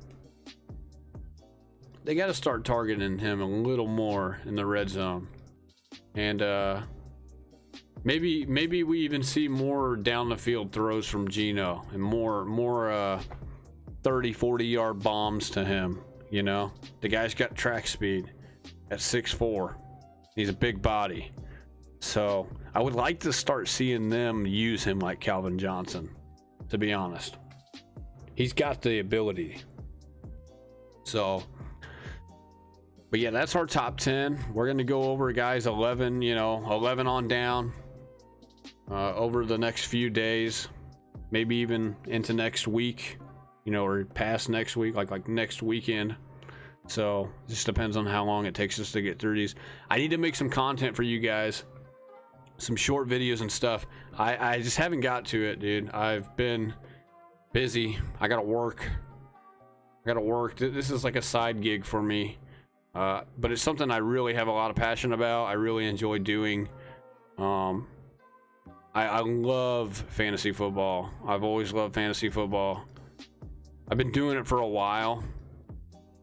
I would say, as far as like for money and stuff, I've only been doing it for about 4 years-ish, 5 years maybe. And then this auction stuff, this will be my 3rd year going into doing auction.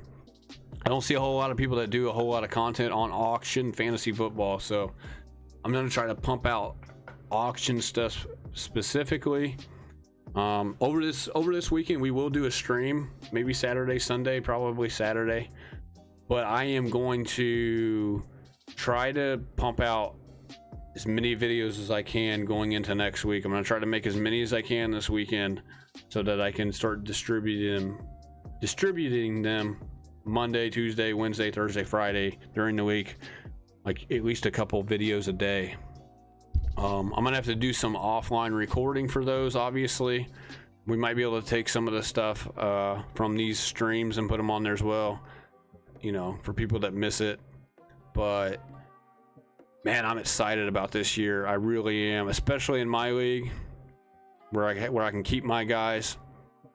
If you've never been in a fantasy league, you should start off in a redraft and start to get the feel for it. But man, once you get a few years under your belt, because I haven't even been in I haven't really been in a dynasty at all. But dynasty is even a little above me. I don't really quite have the experience with it because there's draft picks that are involved in that. But I do know some of the moves some people can make as far as drafting draft picks, and you know, especially if you know these prospects that are in college and you know what they potentially could be and what year they're coming out. But in the auction leagues where you have keepers, I mean, and even in redraft, if you have like 2 or 3 keepers, it's really, really fun. It allows you to build a roster. It allows you to basically be a general manager of your own team. Whereas in a redraft league, you're just drafting the best guys for that year. In this, it takes a little more strategy, a little more prepping for seasons to come, and also making moves, obviously, for the present and the current team that you have for that current year. But it also, it really separates the men from the boys as far as who drafts good teams. And I've had a few teams and a few players where I've missed players, you know, and I missed out on I had a bad drafted team. I'm not saying I'm perfect, I'm not, but I do like pulling moves like what I did as far as getting rid of Josh Allen, and grabbing Dak, and then grabbing Kenneth Walker as my second running back at the value that I got him at, keeping him for $13 in this coming year's draft. It's game changing to make moves like that. You look at the guy who had Jefferson and Chase on his team this year in my league. He has Jefferson and Chase because he drafted them as rookies. He took gambles on players like that. And then he went out and stole Garrett Wilson off of the waiver wire last year to be his wide receiver number 3. Like, that guy in my league, he's a killer. He's good. He knows what he's doing. And he took a gamble on that because some guys will draft rookies like the guy who drafted Garrett Wilson, and they can't be patient with them. And they can't be patient enough because they have bad quarterbacks like they did in New York last year. And he got rid of that guy, and then somebody snagged him from the waiver wire, and now that guy can keep him for pennies on the dollar for like $5 this year. So patience, finding value in these players in auction leagues, that's how you win these auction leagues. That's how you build a roster. You have to build a roster. It's not like redraft where you're just like, yeah, give me CMC. Okay, second round. Okay, give me Patrick Mahomes. You know what I mean? You're taking, everybody knows who all the best players are. And in the auction, yeah, you can get the best players, but you're going to end up paying for them more than likely. So you want to find good players and even great players if you can, but you want to find them at the right price. And then you want to take gambles on rookies so that you can get them at low value. And if you're in a keeper league, you can keep those players for whatever your rules are for your league. Ours is $5 more than what you drafted them for each year. And then you can keep them for up to 3 years, and then you got to let them go. So like in our league, you get a couple guys who drafted really well, took gambles on rookies, got Jefferson and Chase like the one guy in our league. Now he doesn't have to give those guys up for 3 years. So you're like, man, I really want Jefferson. Well, you're waiting 3 years now because that guy's more than likely going to keep that guy for 3 years, and it's going to be the 3 years that the guy was in his prime. So, and that's just the way it goes. There's nothing you can do about it until that 3rd year hits. So, but we're gonna go over that more and more each stream. I might put out some little videos here just about my takes on stuff that's in the news cycle and everything else as far as the league goes. So be on the lookout for that, but also go ahead and check out these streams.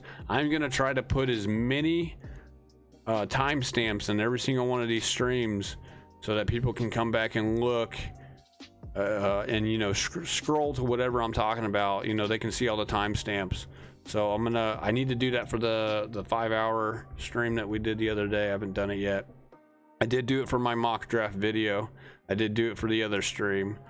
So I'm gonna try to keep up with that as much as I can. It takes time.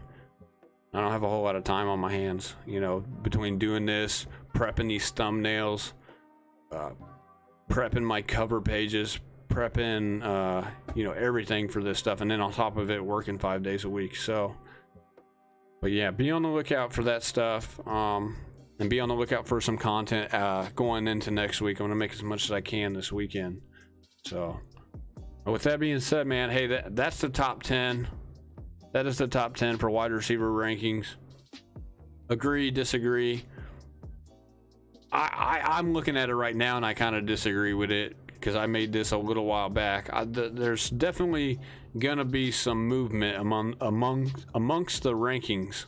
So, and it's gonna keep moving each week, each month, depending on the news, what comes out, what happens, you know, what trades are happening, and so.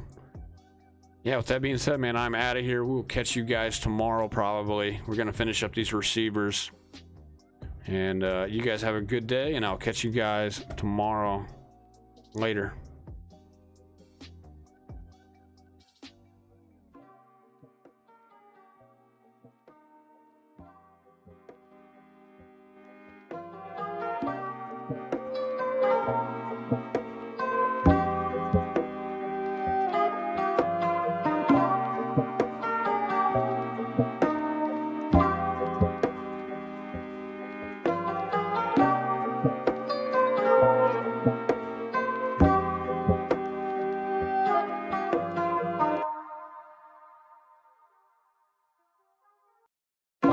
You